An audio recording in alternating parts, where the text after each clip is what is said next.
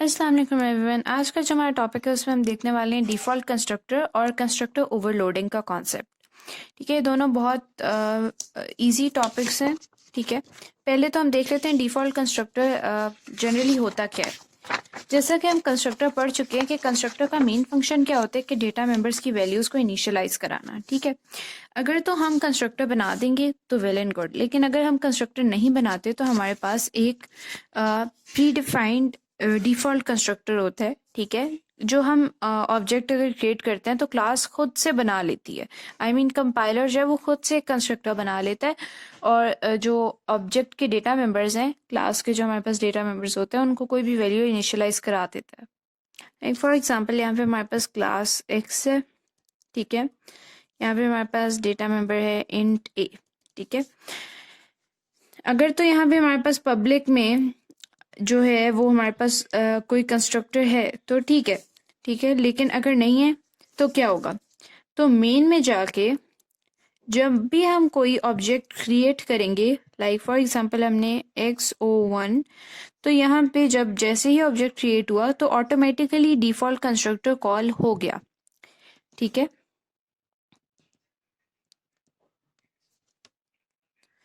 अब ये एक तरह से हमारे लिए फैसिलिटी भी है। ठीक है, लेकिन इसका ड्रॉबैक्स भी हैं इसके कुछ, कि आई मीन अगर लाइक डिफ़ॉल्ट कंस्ट्रक्टर का होना इटसेल्फ एक फैसिलिटी है। फॉर एग्जांपल अगर हम कंस्ट्रक्टर फंक्शन जो है वो कोड करना भूल जाएं तो जब भी हम कोई ऑब्जेक्ट क्रिएट करेंगे तो डिफ़ॉल्ट कंस्ट्रक्टर कॉल हो जाएगा और जो डेटा मेंबर्स हैं उनको कोई ना कोई वैल्यू इनिशियलाइज हो जाएगी। लेकिन इसका ड्रॉबैक ये है बेसिकली कि हमें पता नहीं होगा कि क्या वैल्यू इनिशियलाइज हुई है डेटा मेंबर्स को। तो जो अच्छी प्रोग्रामिंग प्रैक्टिस है वो यही है कि हम जो है वो कंस्ट्रक्टर को इनिशियलाइज मतलब कंस्ट्रक्टर को खुद कोड करते हैं ताकि जो वैल्यूज़ डेटा मेंबर्स को दी जा रही हैं, जिनसे इनिशियलाइज हो रहे हैं, वो वैल्यूज़ नोन हो, वो हमें पता हो कि डेटा मेंबर्स के अंदर इस वक्त क्या वैल्यू स्टोर्ड है। तो अब यहाँ पे हम कुछ पॉइंट्स देख लेते हैं। Whenever the objects are created, an implicit no-argument constructor is built into the program automatically by the compiler.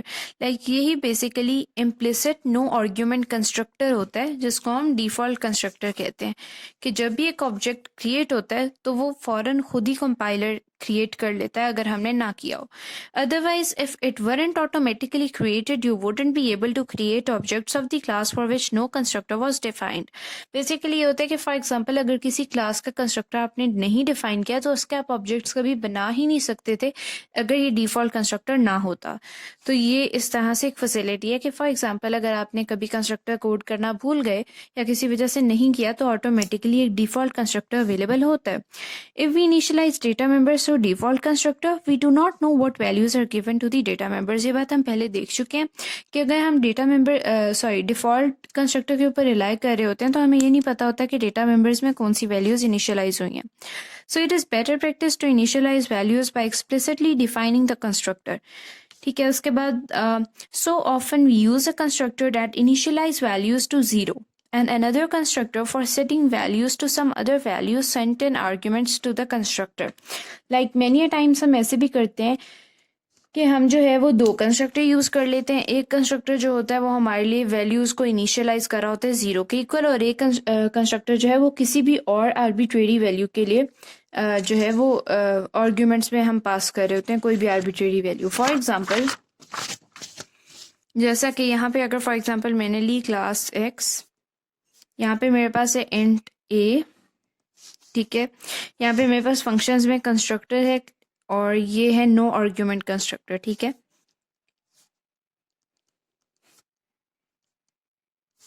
और उसके बाद ये है मेरे पास आर्ग्यूमेंट का कंस्ट्रक्टर इंट आप कह लें int b, any arbitrary value. ठीक है, और यहाँ पे आपकी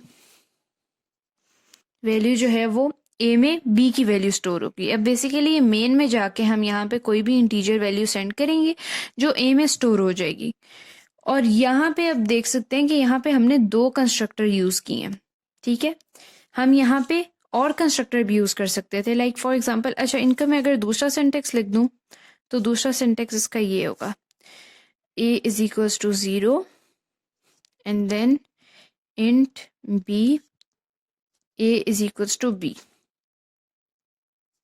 ठीक है, ये हमारे पास ये दो सेम सिंटेक्स हैं, ये वाला और ये वाला, ठीक है। अच्छा, फॉर एग्जांपल हमारे पास डेटा मेंबर्स दो हैं, ए है और सी है, ठीक है। तो ऐसे होगा कि फॉर एग्जांपल अगर हम एक और कंस्ट्रक्टर बनाना चाहते हैं, इंट, उसमें हम दो वैल्यूज ले रहे हैं, इंट बी आर्ग्यूमेंट्स के अंदर और इंट डी, ठीक है। और यहाँ पे हम इनिशियलाइज करा रहे हैं A is equals to B and C is equals to D. तो क्या होगा, ये कंस्ट्रक्टर तब कॉल होगा कि जब इंट मेन के अंदर जो हम ऑब्जेक्ट क्रिएट करें लाइक O1, उसके आर्ग्यूमेंट्स पे डिपेंड करेगा कि इन तीनों में से कौन सा कंस्ट्रक्टर कॉल होना है, ठीक है। एक हमारे पास नो आर्ग्यूमेंट कंस्ट्रक्टर है जो सिर्फ डेटा मेंबर्स को, मतलब इनमें से एक ए को इनिशियलाइज करे 0 के इक्वल।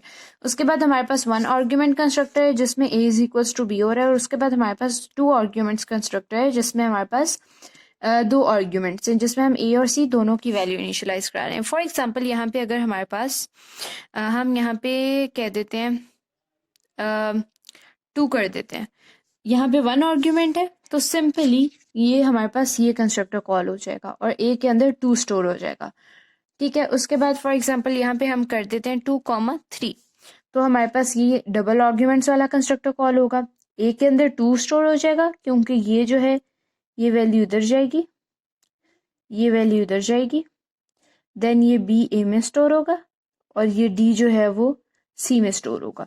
तो सी में 3 आ जाएगा और ए में 2 आ जाएगा।